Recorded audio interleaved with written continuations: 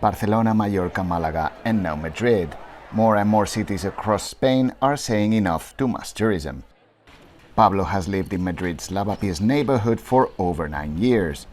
This former traditional area, now converted into a rental flats hotspot, is one of the most popular destinations for tourists visiting the city. He received a burofax instructing him to leave his home after an Argentinian production company bought the entire building, likely to convert it into tourist rentals, leaving him powerless and feeling abandoned.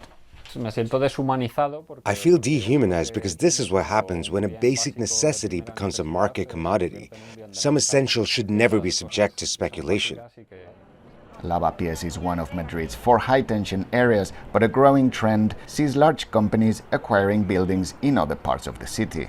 These properties are being converted into tourist rentals, driving up prices and reducing the availability of housing across the capital. In Madrid, we estimate there are 17,000 tourist apartments, of which 16,000 are illegal. The problem arises when residents are evicted at the end of their contracts to make way for these tourist rentals. We call this invisible eviction, as it doesn't appear in any official statistics.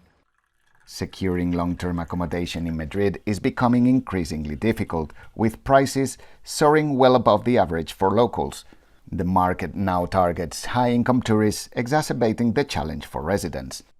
I started off paying about 400 euros for this flat. Now they're asking for double. My salary hasn't doubled over the years. In the end, the neighborhood turns into zoos for tourists.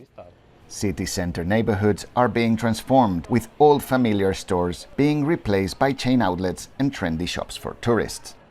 Tourism remains a key driver of the Spanish economy, generating $173 billion of GDP in 2023. But recent developments could threaten its success in the long term in a country overly dependent on hospitality. The current Spanish tourism model is causing concern among residents, leading to calls for potential regulation to prevent city centers from becoming depopulated. Controlling tourism is very difficult. It would involve changing conditions and lifestyles. It has a destructive impact on social networks. The drawbacks for local communities far outweigh the benefits. As Spain's economy thrives with the boost from tourism, local frustration keeps growing. The country, renowned for its hospitality, is grappling with its own pressing concerns: a lack of housing for the people who live here. Jaume Olleros, TRT World, Madrid.